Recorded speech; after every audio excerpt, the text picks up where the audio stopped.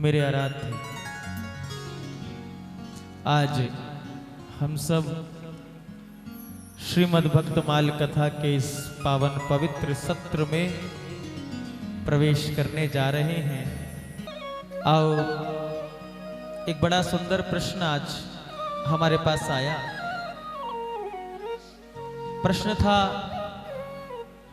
कि कुछ व्यासपीठ से श्री जी के विषय में, श्री राधा रानी के विषय में भी चर्चा हो। राधा रानी किसकी अवतार हैं? श्री जी कौन हैं? प्रश्न बड़ा सुंदर है, लेकिन उत्तर इसका मात्र केवल एक ही है। श्री जी किसी की अवतार नहीं है। राधा रानी किसी की अवतार नहीं है। जैसे कि लक्ष्मी जी रुक्मणी जी बनकर आई, लक्ष्मी जी ही जानकी जी बनकर आई, लेकिन राधा रानी कौन है? राधा रानी श्याम सुंदर की आह्लादनी शक्ति है। राधा रानी, श्री राधा नाम से स्पष्ट हो जाता है, जिस पराशक्ति को, जिस आह्लादनी शक्ति को स्वयं श्री श्याम सुंदर ने आराधा हो, अथवा तो जिस पराशक्ति की आराधना स्वयं अखिल कोटि ब्रह्मांड नायक ठाकुर श्याम सुंदर करते हो, या श्री कृष्ण की भी जो इष्ट हैं, श्री कृष्ण की भी जो आराध्या हैं, वो है श्री राधा, वो है श्री राधा। राधा रानी अलग नहीं है। राधा रानी को भिन्न नहीं कहा जा सकता। आप लोग आज रुक्मणी मंगल की कथा सुनी। विवाह किसके साथ हुआ? रुक्मणी जी के साथ हुआ। श्री जी के साथ नहीं हुआ कथा में, रुक्मणी जी के साथ हुआ। क्योंकि विवाह के लिए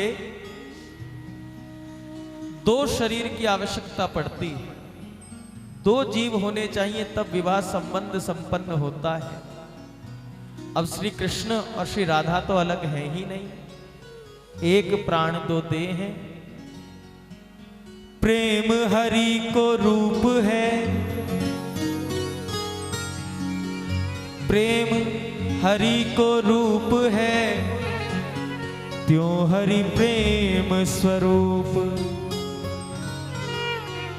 समझ में आई? प्रेम हरि को रूप है, त्यों हरि प्रेम स्वरूप।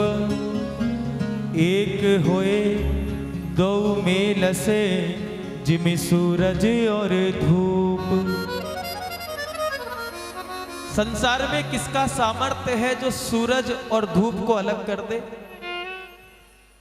सूर्य और धूप को अलग किया जा सकता है क्या? हाँ?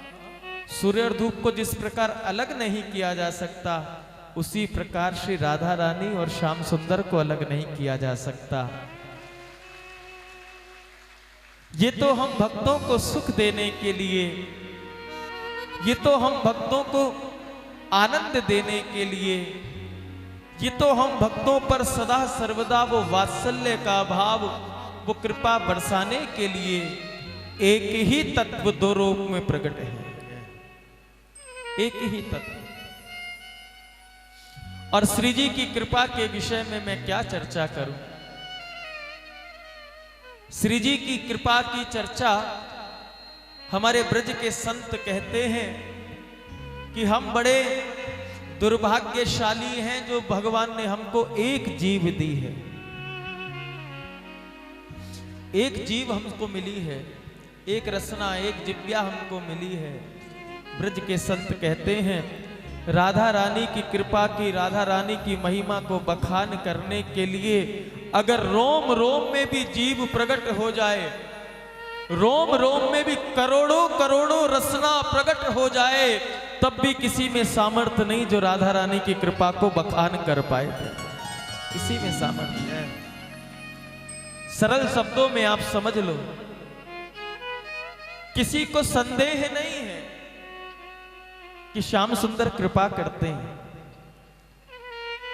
संदेह तो नहीं है, श्याम सुंदर कृपा ही करते हैं ना।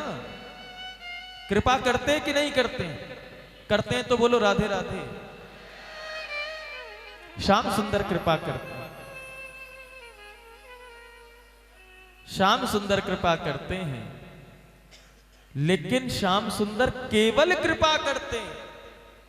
जो जीव श्याम सुंदर की शरण में आ जाए और उस जीव के भाग्य में अगर फांसी की सजा लिखी हो तो वो कृपा करके कांटा चुभाकर पूरी करा देते हैं। उनकी शरण में आ जाए, क्योंकि मृत्यु लोक में हम सब आए हैं, इस लोक में हम सब आए हैं, पृथ्वी पर हम सब आए हैं अपने प्रारब्ध को भोगने के लिए। चाहे वो सुख से भोगा जाए या दुख से भोगा जाए, ये केवल हम अपने कर्मों को भोगने के लिए यहां आते हैं। कन्हैया की शरण में जाने से इतना होता है कि अगर फांसी की सजा किसी के लिए सुना दी गई हो और वो कन्हैया की शरण में आ जाए तो कन्हैया कृपा करते हैं, उस जीव को कांटा चुभा के ही पूरा कर देते हैं। लेकिन कांटा चुभाया, लेकिन श्री जी ऐसा नहीं करती। श्री जी तो जिस भी भाव से जीव उनके चरणों में समर्पित हो जाए, जिस भी भाव से राधा रानी के चरणों में जीव पहुंच जाए, हमारी किशोरी जी ना उसके गुणों को देखती हैं, हमारी किशोरी जी ना उसके अवगुणों को देखती हैं, हमारी किशोरी जी ना उसके पापों को देखती हैं, हमारी किशोरी जी ना उसके पुण्य को देखती हैं। जो जैसा भी पहुंच जाए सब पर कृपा बरसा देती। ये अंतर है बस। ब्रज के संत तो कहते हैं और इसमें कोई संदेह भी नहीं है मेरे भाई बहन, कन्हैया कृपा करते हैं, लेकिन राधा रानी कृपा नहीं करती, किशोरी जी कृपा नहीं करती। फिर क्या करती? फिर क्या करती हैं? कन्हैया कृपा करते हैं और राधा रानी कृपा बरसाती हैं। इसीलिए संसार कहता है बरसाने वारी की जय हो। वो कृपा बरसाती। बरसात हो रही हो तो बारिश की बूंदे ये नहीं देखता कि कौन पापी है, कौन पुण्यशाली है।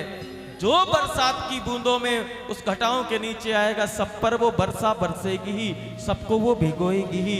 ऐसी जो राधा रानी की शरण में आ जाए, पाप भस्म हो जाते हैं साहब, पुण्य भस्म हो जाते हैं। जीव को शून्य करके श्री जी केवल और केवल श्री कृष्ण से मिला देती हैं। ऐसी है राधा रानी, ऐसी है राधा रानी। और आपको बताऊं, अगर राधा रानी नहीं होती, कन्हैया का अवतार तो हो जाता, लेकिन जिस वृंदावन का दर्शन आप अपने इन लौकिक नेत्रों से देखते हो, जिस वृंदावन का, जिस गोवर्धन का, जिस ब्रजमंडल का, जिस श्री यमुना महारानी का दर्शन आप अपने इन आंखों से दर्शन करते हो, अगर श्री जी ना होती तो इनका दर्शन भी नहीं हो पाता।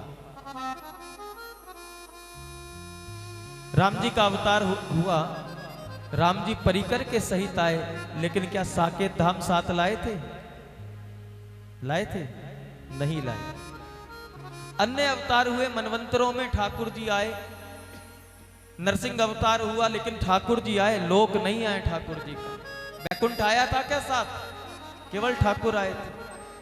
लेकिन कृष्णा अवतार में जब ठाकुर जी ने अवतार की जिज्ञासा श्री जी के चरणों में रखी और श्री कृष्ण ने कहा, हे किशोरी जी, हमको द्वापर युग में मानव लीला करने के लिए, इन जीवों का उद्धार करने के लिए धराधाम पर जाना होगा और हम आपके बिना एक पल नहीं रह सकते हैं। इसलिए मेरी प्रार्थना है कि आप भी धराधाम पर पधारो, आप भी धराधाम पर कृपा करके पधारो। तब श्री जी ने कहा, श्याम सुंदर, हम आपके बिना नहीं रह सकते, लेकिन ये भी सच है, हम धरती पर जब तक नहीं जाएंगे जब तक धरती पर हमारा निज धाम प्रकट नहीं होगा।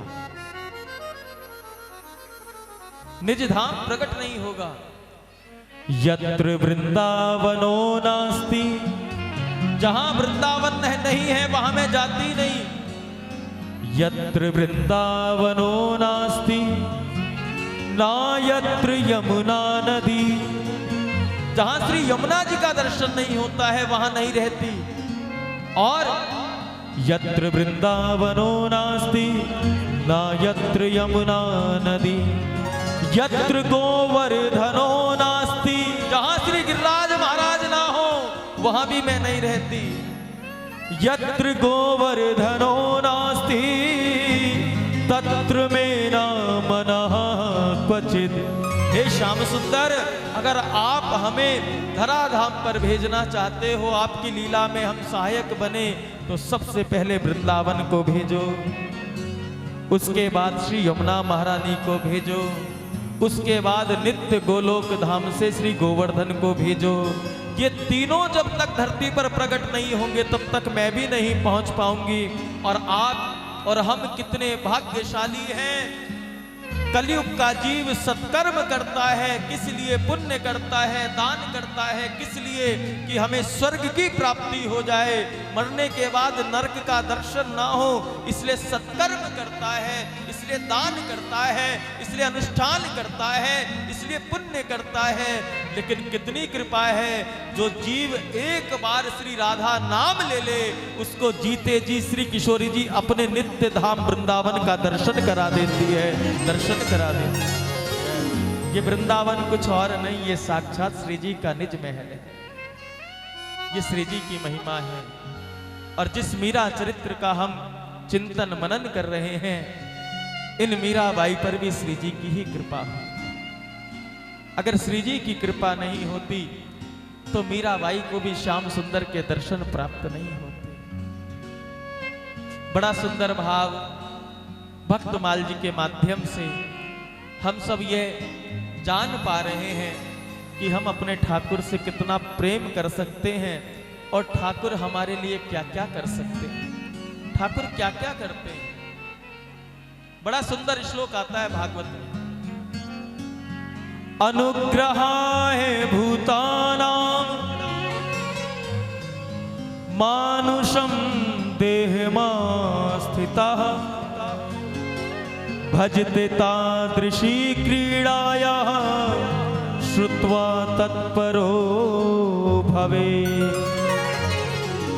स्वयं श्याम सुंदर कहते हैं, मैं अपने भक्तों का दास हूं, मैं भक्तन को दास, भक्त मेरे मुकुटमणि। भगवान भक्तों की प्रत्येक इच्छा को पूर्ति करता है। भगवान इस कली काल में भक्तों के साथ खेलते हैं, कूदते हैं, नाचते हैं, गाते हैं। अरे अगर मैं सैन भगत को याद करूं तो भगवान अपने भक्त के प्रेम के अधीन होकर उस राजा के शरीर की मालिश तक भी करके आते हैं। कौन कर सकता है इतना? भक्तों के चरण दबाते हैं, भक्तों की चक्की चलाते हैं। याद करो सकूबाई को, सभी प्रकार की मजदूरी करते हैं भक्तों के लिए, क्योंकि भगवान का स्वभाव ही केवल ये है, भगवान केवल भाववश हैं और यही भक्तमाल है।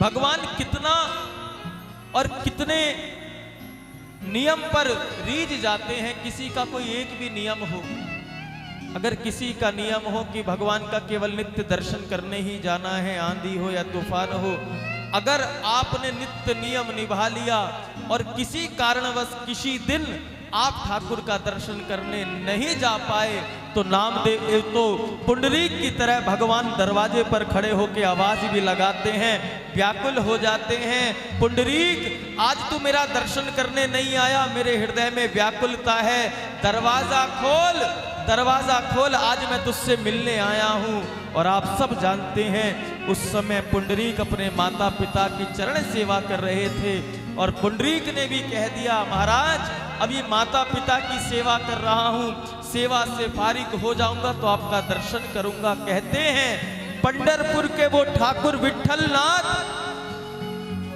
वो रुक्मणी विठल भक्तराज पुंडरीक के दरवाजे पर आवाज लगाते रहे, प्रतीक्षा करते रहे।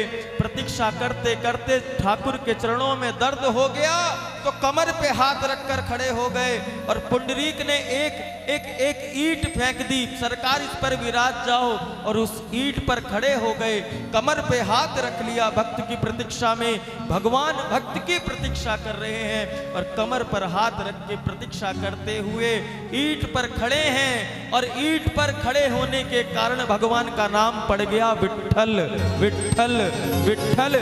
श्री पंढरीनाथ की जय हो। कौन किसकी प्रतीक्षा कर सकता है साहब? भक्त करता या भगवान करते, दोनों एक दूसरे के पूरक हैं। मीरा जी का भाव यही तो है, द्वापर से प्रतीक्षा कर रही हैं, कलयुग आ गया लेकिन प्रतीक्षा नहीं हटी। और मीरा जी प्रतीक्षा करते करते संसार में रहने के बाद भी संसार उनके अंदर नहीं बस पाया, क्योंकि जिसके हृदय में गोविंद आसन लगाकर बैठ जाएं, उसके हृदय में फिर संसार नहीं बस सकता, उसके हृदय में फिर संसार नहीं बस सकता। चतुराई चौपट करे, ज्ञानी गोते खाए, और भोले भाले भक्त को तुरंत हरि मिल जाए। भगवान के आगे चतुराई नहीं चलती साहब। एक छोटा सा दृष्टांत सुनो। किसी गांव में कोई किसान रहता था, ध्यान से सुनना, आपको आनंद आएगा। भगवान के साथ हमारा व्यवहार प्रेम कैसा होना चाहिए और गुरु के वाक्यों में कितनी निष्ठा होनी चाहिए। जो सदगुरु कह दे बस वही शास्त्र है, जो सदगुरु कह दे बस वही पुराण है, जो सदगुरु का वाक्य है वही सर्वस्व है। तो वो किसान रहता था और किसान एक बात से व्यथित रहता कि जीवन बीता जा रहा है लेकिन कोई सदगुरु नहीं मिले, और मैंने सुना है कि बिना गुरु मंत्र के जीव की मुक्ति नहीं होती, भगवान नहीं मिलते। काश मेरे भाग्य में भी कोई सदगुरु आ जाए, कोई ऐसे संत आ जाए जो मुझे भगवान से मिलन करा दें। कहते हैं एक दिन ठाकुर जी ने ऐसी कृपा की, सुन लिया, और उसी गांव में श्री नारद जी आ गए, नारायण नारायण नारायण नारायण नारायण करते। उस किसान ने नारद जी के चरण पकड़ लिए और नारद जी के चरण पकड़ के कहा, हे संत भगवान, हे महामुनि, आप कृपा करो कृपा करो। अब संत हृदय नवनीत समाना, संत हृदय नवनीत समाना। संत का हृदय तो मक्खन की तरह है जो दूसरे के दुख को देखकर पिघल जाता है। नारद जी ने कहा, मैं तेरे लिए क्या कर सकता हूं, बता तो सही। कहा, सरकार ज्यादा कुछ नहीं करना है, जीवन बीतता जा रहा है, बस मैं यह चाहता हूं कि आप मुझे गुरु मंत्र की दीक्षा दे दे ताकि मेरा भी उद्धार हो जाए। मैंने ऐसा सुना है कि बिना गुरु मंत्र के भगवान नहीं मिलते, मोक्ष नहीं होता। नारद जी ने कहा, ठीक है, तुमको गुरु मंत्र सुना देते। अब नारद जी ने एक दो नाम भगवान के सुनाए। अब वो गांव का गवार किसान, उसे कहां समझ में आए। नारद जी ने सोचा कि भाई इसको ऐसा नाम देंगे जो ये सहज याद कर ले और उसका जाप करता रहे। तो नारद जी ने कहा, तेरा गुरु मंत्र यही है, बस भगवान का नाम का भजन करता रहियो। किसान ने कहा, किस नाम का भजन करूं? हरि अनंत, हरि कथा अनंता, उनके तो अनेक नाम हैं। का तेरे लिए भगवान का एक नाम है, बस इसी नाम का भजन करना है। क्या नाम है? का बस तुझको अघमोचन, अघमोचन, अघमोचन। अघमोचन कहते हैं दुख मोचन को, संकट को दूर हटाने वाले भगवान का नाम अघमोचन है। जय जय कह रहे हैं, पूछ लो एक बार, क्या नाम दिया सुना आपने? अघमोचन। क्या नाम दिया? जोर से बोलो। अब किसान के तो मन में आनंद ही आनंद हो गया। किसान अघमोचन अघमोचन अघमोचन की माला जपे बस, अघमोचन अघमोचन अघमोचन अघमोचन। अब वो अघमोचन अघमोचन करते करते खमोचन खमोचन खमोचन खमोचन करने लगा, नाम भूल गया। गांव का सीधा साधा व्यक्ति बेचारा कहां इतनी बुद्धि उसमें, कहां उसने सत्संग लिए। अब अगमोचन भूल गया, अब चल रहा है खमोचन खमोचन खमोचन खमोचन खमोचन खमोचन। इतना भजन कर लिया इस नाम का, इतना भजन कर लिया इस नाम का कि बैकुंठ में बैठे हुए नारायण को भी हंसी आ गई। बैकुंठ में नारायण बैठे बैठे मुस्कुरा रहे हैं। लक्ष्मी जी ने पूछा, नाथ क्या बात है, आज इतने प्रसन्न क्यों हो रहे हो, क्या कारण है। नारायण ने कहा, लक्ष्मी जी आज मुझको मेरे भक्त ने एक और नाम दे दिया है, नया नाम मिला है, बड़ा सुंदर नाम है। लक्ष्मी जी ने कहा, क्या नाम दिया, जरा हमें भी तो बताएं, कितना सुंदर नाम दिया है जो आप इतने प्रसन्न हो रहे। नारायण ने कहा, आज एक गांव में रहने वाले किसान भक्त ने मुझको खमोचन नाम दिया। अब सुनकर तो लक्ष्मी जी भी हंसी, ये भी कोई नाम होता है खमोचन। अरे जैसे आप ऐसे ही आपके भक्त हैं, कुछ भी बोलते हैं और आप सब कुछ स्वीकार कर लेते हैं, खमोचन खमोचन खमोचन। इस बात का क्या प्रमाण है कि वो आप ही के नाम का भजन कर रहा है। आपका नाम खमोचन थोड़ी है, अगमोचन है। नारायण ने कहा, भाई मेरे तो अनेक नाम हैं, ये खमोचन नाम का भजन कर रहा है, मेरा ही भजन कर रहा है। लक्ष्मी जी ने कहा, मैं तो परीक्षा लूंगी। लक्ष्मी जी ने कहा, परीक्षा लूंगी। नारायण ने कहा, भक्तों की परीक्षा नहीं ली जाती, बहुत बड़ा अपराध होता है। किसी भी भक्त की परीक्षा नहीं लेनी चाहिए। भक्त अपने भाव से ठाकुर को रिझाता है, भक्त की रक्षा करने के लिए भगवान तत्पर रहते हैं, इसलिए भक्त की कभी भी परीक्षा नहीं लेनी चाहिए। लक्ष्मी जी मानी नहीं। अब भाई जो गृहस्थी हैं, अब गृहस्थी के घर में तो कलह कलेश तो थोड़ा बहुत होता ही है। जैसे यहां पति पत्नियों के बीच में झगड़ा है, ऐसे कभी कभी नारायण के बैकुंठ में भी झगड़ा होता है। लक्ष्मी जी ने कहा, नहीं ऐसी बात नहीं है, मैं तो परीक्षा लिए बिना मानूंगी नहीं। नारायण ने कहा, तुम सुनोगी तो हो नहीं, करोगी तो अपने ही मन की, तो परीक्षा लेना चाहती हो तो परीक्षा ले लो। नारायण ने सोचा, ज्यादा बहस करेंगे कलह बढ़ेगा, क्या फायदा है, जो इसका मन वही, और यही तो बात होती है। यहां भी देखो, कोई चिढ़ना मत माता बहन। आज का परिवेश जो पाश्चात्य सभ्यता की ओर बढ़ता जा रहा है, उन्होंने संबंधों के नाम बदल दिए। उसने अगमोचन से खमोचन करा, लेकिन उसने भगवान का पल्ला नहीं छोड़ा। लेकिन हम लोगों ने भगवान का पल्ला छोड़ के विदेशी संस्कृति को अपना के अपने जीवन को दूषित कर लिया है।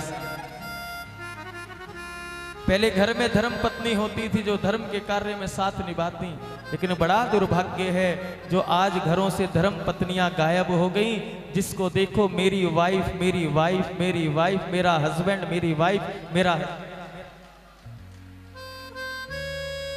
बड़े समझने की बात है भाई, पाश्चात्य संस्कृति केवल विनाश करती है, मूल संस्कृति तो हमारी हिंदू सनातन धर्म की संस्कृति है जो सदा कल्याणकारी ही है और कल्याणकारी ही रहेगी। वाइफ लोग बड़े उससे कहते हैं हमारी वाइफ है, और उनसे पूछो तुम कौन हो, हम इनके हस्बैंड हैं। ना पति रहा ना पत्नी रही। उनसे पूछा वाइफ का मतलब क्या होता, ये नहीं पता हमें भाई, वाइफ का मतलब क्या होता। हस्बैंड का क्या मतलब होता, मेरी पत्नी बुलाती है मुझको हस्बैंड, बस।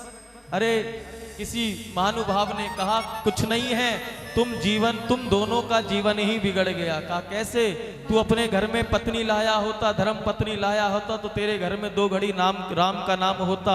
जब से वाइफ आई है तब से किचकिच आरंभ हो गई। क्यों? वाइफ का मतलब होता है without information fight every time, जो बिना किसी पूर्व सूचना के लड़ाई में रत रहे। का सरकार तुम मुझे भी तो हस्बैंड कहते हैं, हाँ तो क्यों नहीं कहेंगे, अरे वो लड़ती है और तू हंस हंस के अपना बैंड बजवाता, इसीलिए हस्बैंड। हमको याद आ गई, जगन्नाथपुरी में हम कथा कर रहे थे तो हरियाणा का एक भक्त है, तो उसने बहुत अच्छी बात बताई। का सुबह सुबह एक बार ऐसी घटना घटी, और वो भक्त जो था वो बेचारा बड़ा भक्त था। अब थोड़ा क्षेत्र की भाषा का भी असर होता है, तो सुबह वो उठा तो पत्नी उठी, पत्नी से उसने कहा कि थोड़ी चाय बना दो। अब हरियाणा की तो थोड़ी खड़ी भाषा है, राजस्थान की तो थोड़ी मुलायम भाषा है, थोड़ी अच्छी हाँ मीठी भाषा है, लेकिन हरियाणा की थोड़ी खड़ी भाषा है, लट्ठ भाषा है। तो पत्नी सुबह सुबह उठी और चाय बना के लाई और पत्नी ने कहा अपने पति से, ले पिल्ले। क्या कहा? ले पिल्ले। पति ने कहा, भगवान ने तो मुझे इंसान बना के भेजा था, तू ही है जिसने मुझे इंसान से पिल्ला बना दिया। पति को बड़ा जोर लगा कि सुबह सुबह अच्छे खासे इंसान से इसने मुझे जानवर बना दिया। तो उसने भी बड़े मधुर भाव से, बड़े मीठे भाव से मुस्कुराते हुए कहा, भगवान तू पिल्ली, तू पिल्ली। तो संस्कृति वो अपनाओ जिसमें कल्याण हो। हमारी मूल संस्कृतियों को मत छोड़ो मेरे भाई बहन, क्योंकि कल्याण हमारी सनातन संस्कृति से ही होने वाला है। तो वो खमोचन खमोचन करे। लक्ष्मी जी ने कहा, नारायण परीक्षा लिए बिना नहीं मानूंगी। नारायण ने कहा, जैसी आज्ञा तुम परीक्षा लो, जैसी आपकी इच्छा आप परीक्षा लेके आओ। और कहते हैं लक्ष्मी जी बैकुंठ से धरती पर आई और उसी खेत पर आ गई जहां वो किसान खमोचन खमोचन खमोचन खमोचन नाम का भजन कर रहा था और नारायण भी साथ आ गए। नारायण ने कहा, देखो यहां तक मैं तुम्हारे साथ आ गया हूं और मैं इस गड्ढे में छुप रहा हूं, आगे की योजना तुम अपने आप बना लेना। और खेत में एक गड्ढा था, उसमें नारायण छुप गए और लक्ष्मी जी भेष बदल कर आई हैं और उस किसान से कहा, भाई तू खमोचन खमोचन खमोचन खमोचन कर रहा है, ये क्या कर रहा है? का भजन कर रहा हूं। ये भी कोई नाम होता है? का कुछ भी हो, मेरे गुरुदेव ने यही नाम दिया, मैं तो इसी का भजन कर रहा हूं, खमोचन खमोचन खमोचन खमोचन खमोचन खमोचन। लक्ष्मी जी ने फिर कहा, अरे भाई आखिर ये खमोचन कौन है? अब सुबह सुबह किसान खेत के काम के लिए आया है और कोई बार बार व्यवधान करे तो क्रोध भी आता है। एक दो बार तीन चार बार टालने की कोशिश की किसान ने, लेकिन लक्ष्मी जी ने फिर बार बार पूछती रही वो कि भाई आखिर ये खमोचन किसका नाम है? खमोचन किसका नाम है? खमोचन किसका नाम है? उस किसान को इतना क्रोध आया, अरे किसी का नाम नहीं है, तेरे खसम का नाम है। और किसका है? और किसका है? तेरे पति का नाम है। लक्ष्मी जी ने कहा, नारायण सच कहते थे भाई, वो भी यही कहते थे, मेरा ही नाम है। मैं बेकार परीक्षा लेने आई, थोड़ी और जानकारी ले लूं, कितना जानता है मेरी पति को। अब नारायण गड्ढे में छुपे हुए हैं, सब देख रहे हैं। लक्ष्मी जी ने कहा, ये तो ठीक है, लेकिन एक बात तो बताओ, जितने भी भगवान हैं सबके लोक होते हैं, किसी ना किसी लोक में रहते हैं। ये तेरा खमोचन भगवान कहां रहता है पता है? किसान को बहुत क्रोध आया कि इतना काम पड़ा है, तू सुबह सुबह मेरे पीछे क्यों पड़ गई? अरे कहा ना तेरे पति का नाम है, पड़ा होगा किसी गड्ढे में, पड़ा होगा किसी गड्ढे में। लक्ष्मी जी ने कहा, भाई सच्चा भक्त है, इसे तो ये भी पता है कि गड्ढे में ही नारायण छुपे हैं। और कहते हैं उसी समय लक्ष्मी नारायण प्रकट हो गए और किसान पर कृपा बरसा दी। ये नाम की, ये भजन की कृपा है, ये सदगुरुदेव के वचन की कृपा है। बिना सदगुरुदेव के कोई हासिल नहीं कर सकता ठाकुर को साहब। बस बिना सदगुरुदेव के कहीं गति नहीं है। जो गुरु कह दे वही मंत्र है, वही मंत्र है। और गुरुदेव की अवज्ञा नहीं होनी चाहिए, गुरुदेव के आगे बुद्धि नहीं लगानी चाहिए। दो लोगों के आगे हमारे पूज्य साकेतवासी श्री राजेश्वर आनंद सरस्वती जी महाराज बताते थे, कहते थे एक तो डॉक्टर और एक सदगुरु के आगे अपनी बुद्धि नहीं लगानी चाहिए। अगर बुद्धि लगाओगे तो आप लक्ष्य से हट जाओगे, क्योंकि गुरु जो कह दे बस।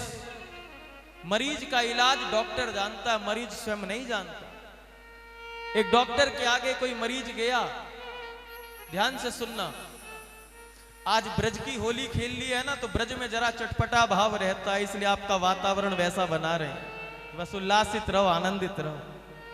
तो एक मरीज गया डॉक्टर के पास, लीवर उसका कमजोर था। डॉक्टर ने दवाई लिख दी, परहेज बता दिया, भाई हल्के से हल्का खाना, हल्के से हल्का खाना है, कोई भी ऐसी वस्तु मत खाना जिससे कि आपका लीवर और ज्यादा डिस्टर्ब हो। तो जो हल्के से हल्का भोजन हो वही खाना है। अब मरीज ने सोचा, भाई डॉक्टर ने बता तो दिया, लेकिन अपनी बुद्धि लगाऊं, अब हल्के से हल्का भी क्या हो सकता है। उसने एक गिलास जल लिया, का जल तो हल्का होता, अब इस जल से भी हल्का कुछ और हो सकता है। जल में 2-4 बूंद तेल की डाल दी उसने। अब पानी में तो तेल तैर जाता है। उसने कहा ओहो बड़ी गड़बड़ हो जाती अगर जल पे ही रह जाता तो। जल पी के जीवन कितना जी सकता था। जल से हल्का तेल है, देखो तेल तैर रहा है पानी के ऊपर, कितना हल्का है तेल। जब तेल तैर सकता है तो तेल से भी हल्का कुछ और होगा। तो सुबह सुबह उसकी पत्नी जो है कढ़ाई में पूरी उतार रही थी, पूरी उतार रही थी। उसने रसोई में जाकर देखा, कहा भगवान क्या कर रही कि पूरी बना रही हूं, कि किसमें, तेल में। अच्छा रुक मैं अभी आता हूं, भी पूरी उतारना मत। और उसने रसोई में जाकर देखा कि कढ़ाई में तेल है और तेल में पूरी तैर रही है। उसने कहा भगवान बड़ा गड़बड़ हो जाता अगर खाली घी और तेल पे रह जाता। अरे तेल से भी हल्की पूरी है, अब तो लीवर स्वस्थ हो ही जाएगा, अब तो रोज पकोड़ी और पूरी खानी है बस। अब बताओ अपनी बुद्धि लगाए तो वो जीवित रहेगा कि मरेगा। इसलिए गुरु के आगे और डॉक्टर के आगे, वैद्य के आगे बुद्धि नहीं लगानी चाहिए। वो जो कह दे वही शास्त्र है साहब, वो जो कह दे वही मंत्र है, वो जो कह दे वही मार्ग है। सदगुरुदेव श्री रैदास जी महाराज ने मीरा जी को आज्ञा दी थी, बस कहा था कि जो हो जाए वो सब सीमाएं पार कर देना, लेकिन अपने व्रत से मत टलना मीरा, क्योंकि जीव मात्र का लक्ष्य केवल भगवत प्राप्ति है। तुम भगवत प्राप्ति के मार्ग की राही बन चुकी हो, उस मार्ग पर प्रशस्त हो चुकी हो। इसलिए कुछ भी हो जाए, परीक्षाएं तो आएंगी, लेकिन अपने गिरधर गोपाल को प्राप्त करना है तो बस कदम आगे बढ़ाते चले जाना। क्यों? क्योंकि मंजिल तो मिल ही जाती है भटक कर सही, मंजिल तो मिल ही जाती है भटक कर सही। गुमराह तो वो लोग होते हैं जो घर से निकले ही नहीं प्यारे, जो घर से निकले नहीं। और मीरा जी ने तो कीर्तन आरंभ कर दिया। एक ही कीर्तन है मीरा जी का, क्या